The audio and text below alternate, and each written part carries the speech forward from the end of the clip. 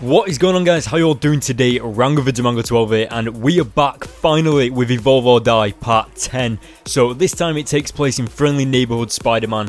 If you remember what happened in the previous issue, then you'll know that Peter finally came back to life in some sudden miracle. He embraced his inner spider and got given the chance of a second life. Now he's going to be spending that with MJ, but first he's got to figure out what has changed with him, what actually caused him to come back to life, and that is what this issue is going to be focusing on.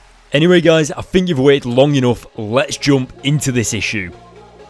Alright, so as you can see on screen, it kicks off with Peter pretty much in Tony Stark's lab in the Avengers Tower, learning about himself, trying to figure out what actually brought him back to life and what's changed. So it turns out that all of his scars throughout his life have been healed.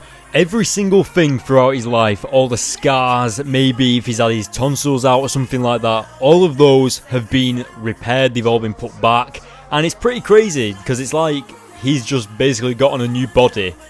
Anyway, as you can see on screen, the Fantastic Four have shown up, or at least Dr. Reed Richards and Johnny Storm have shown up. Also, one of the things I absolutely love about this issue, and it kind of shines through in this issue than all the rest of the issues, is the humour.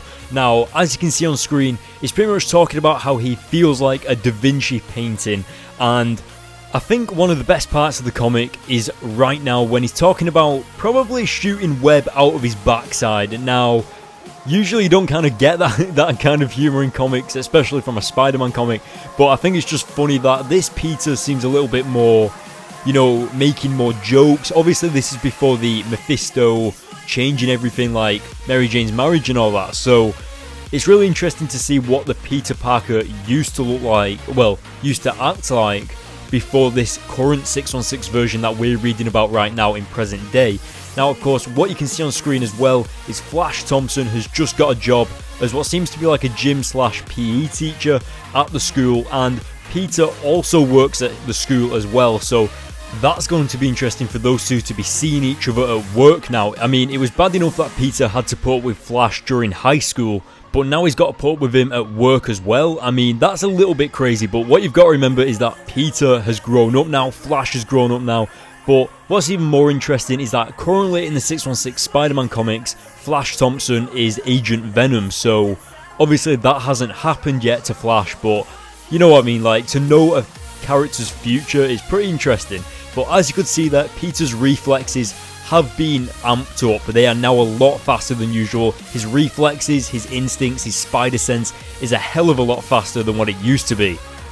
So if you look at this panel on the screen now, this is what I'm talking about. This comic doesn't take itself too seriously. We have Aunt May telling off Reed Richards and Johnny Storm and Tony Stark, and I think that's just absolutely amazing to see that coming through in this comic, especially because Aunt May, it kind of seems like someone's grandma, like telling someone off in the street, you know, like a much, like, you know, like, say like your parents or something, and like a random grandma tells them off.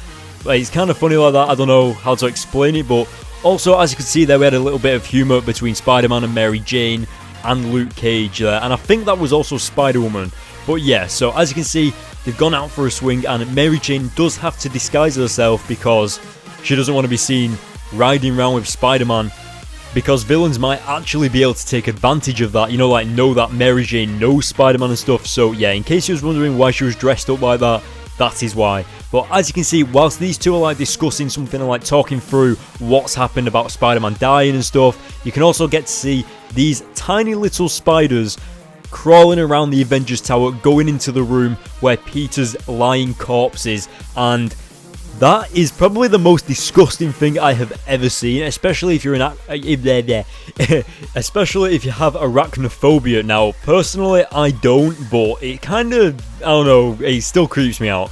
But yeah, so as you can see, we've got Jameson running to the window, and because of his hate for Spider-Man, he doesn't realise how much he could possibly falling out the window right now. As you can see, all of a sudden, Spider-Man gets like this shock through his head, and of course it's got something to do with his spider sense. I mean, it always has, but it kind of knocks him out for a few seconds. Luckily he catches himself, but it actually turns out that these spiders, these small little spiders that were invading Peter's body, like his dead corpse, have done this to the Avengers Tower. So every single person in the Avengers Tower is either trapped inside or trapped outside, and it looks a little bit crazy.